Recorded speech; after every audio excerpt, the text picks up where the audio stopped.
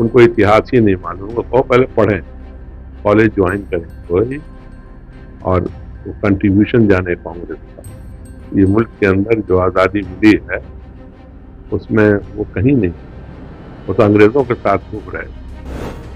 किसने बुनियाद डाली आईटी की, आईआई की, किसने बुनियाद डाला यूजीसी का, किसने बुनियाद डाला, अब मालूम करो ना, न्यूक्लियर जो एक्सप्लोजन किया था इंदिरा गांधी 1971 की लड़ाई में पाकिस्तान को दो हिस्सा भारतीय जनता पार्टी के मोदी जी ने कराया था। ओवैसी को क्यों बुलाया? दोस्त है तो ना बुलाया। पीएम मोदी भी आ रहे हैं, अमित शाह भी आ रहे हैं, तो ओवैसी की जरूरत क्यों पड़ रही है? उसका मतलब उनको कहीं ना कहीं से पता चल गया है कि बीजेपी के कहने पे दिया हो। इसलिए कह रहा हूँ ना कि हाथी के दांत दिखाने के और खाने के और। हमारे खिलाफ जो कैंडिडेट हैं उन्हीं से पूछ लो क्या हाल है जनाब का। मोदी जी ने 10 साल में बर्बाद कर दिया, मुल्क का इमेज खराब कर दिया।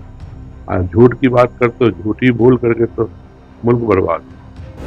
और मैं हूं चंद्रशेखर और आप देख रहे हैं विमर्श। देखिए, देश में लोकसभा का चुनाव चल रहा है और ऐसे में नेता जो है एक दूसरे पर हमलावर होते हुए दिख रहे हैं। आज सम्राट चौधरी राहुल गांधी को लेकर बयान दिए कि राहुल गांधी जो है भ्रष्टाचारियों का सरदार है। इन तमाम बिंदुओं पे बात करने के लिए हमारे साथ पूर्व केंद्रीय मंत्री अली अशरफ फातमी है, जो राजद से उम्मीदवार है। सम्राट चौधरी कह रहे हैं कि कांग्रेस जो है झूठों का सरदार है, क्या कहिए? वो तो पूरा वर्ल्ड जान गया कि सबसे बड़ा झूठा कौन है और सबसे झूठी पार्टी कौन है। आपको नहीं याद कि 2 करोड़ नौकरी देंगे सालाना, काला धन लाएंगे वापस, 15-15 लाख डालेंगे, गंगा की सफाई कर देंगे, मेक इन इंडिया, क्या क्या वादा हुआ? तो झूठा कौन है और झूठी पार्टी कौन है? वो कह तो रहे थे कि 55 साल से कांग्रेस जो है देश को लूटने का काम। उनको इतिहास ही नहीं मालूम, वो कहो पहले पढ़ें, कॉलेज ज्वाइन करें वही, और वो कंट्रीब्यूशन जाने कांग्रेस का। ये मुल्क के अंदर जो आज़ादी मिली है उसमें वो कहीं नहीं थे, वो तो अंग्रेजों के साथ घूम रहे थे। ये महात्मा गांधी ने मुल्क को आज़ाद कराया, पंडित नेहरू ने, पटेल ने, मौलाना आजाद ने, ये लोग हैं जो आज़ादी की लड़ाई लड़ रहे हैं। और पहला प्रधानमंत्री कौन हुआ? पंडित जवाहरलाल नेहरू, जिसने आधार डाला इसका, जो दिख रहा है आपको। इस मुल्क का कॉन्स्टिट्यूशन बनवाया उन्होंने। और किसने बनाया? कौन था लिखने वाला? अम्बेडकर। सब ये लोग विद्वान लोग थे। किसने बुनियाद डाली आईटी की, आईआईएम की, किसने बुनियाद डाला यूजीसी का, किसने बुनियाद डाला, मालूम करो ना, न्यूक्लियर जो एक्सप्लोजन किया था इंदिरा गांधी ने, याद है? कौन था कांग्रेस जिसने गरीबी हटाओ का नारा दिया? याद है? इंदिरा गांधी। और green revolution, bank nationalisation, free भी पर्स बंद करो, किन लोगों ने किया? बीजेपी ने किया था। और 1971 की लड़ाई में,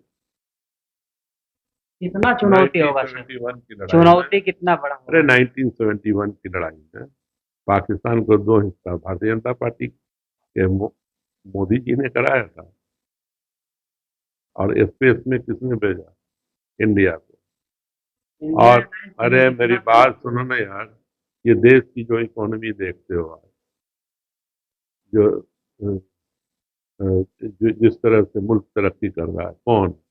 नरसिम्हा राव के वक्त में Manmohan Singh as a finance minister, और 2004 से लेकर 14 जो इकोनॉमिक पॉलिसी देश की बनी, वही है ना। घर तक बिजली, हर घर तक सड़क, रास्ता, ये सब कहाँ से आया?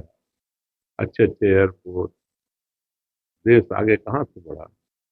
इनको कहो इतिहास पढ़े। इंडिया मोदी अलायंस ने के लिए सर मोदी कितना? जी ने 10 साल में बर्बाद कर दिया मुल्क को, मुल्क का इमेज खराब कर दिया। आज झूठ की बात करते हो, झूठी भूल करके तो मुल्क बर्बाद हुआ।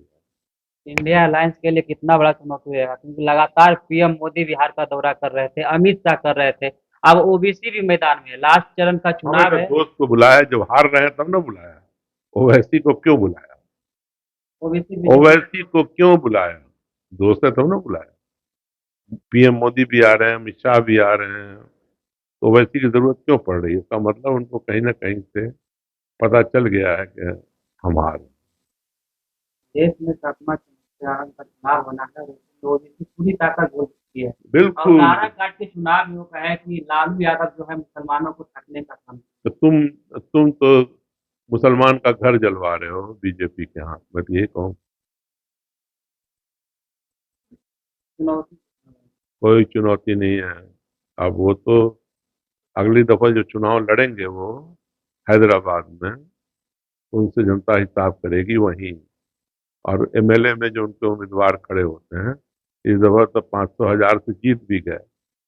अगली दफा खबर ले लेगी लोग वहां की, तेलंगाना में, हैदराबाद के अंदर।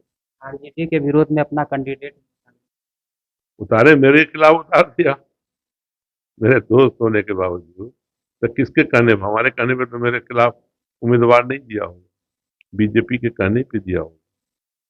इसलिए कह रहा हूँ ना कि हाथी के दांत दिखाने के और खाने के और हैं।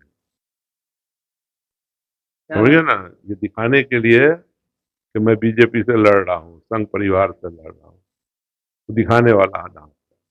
असली है कि ये उसके लिए काम करते हैं और काम करके उसको फायदा पहुंचाना चाहते हैं।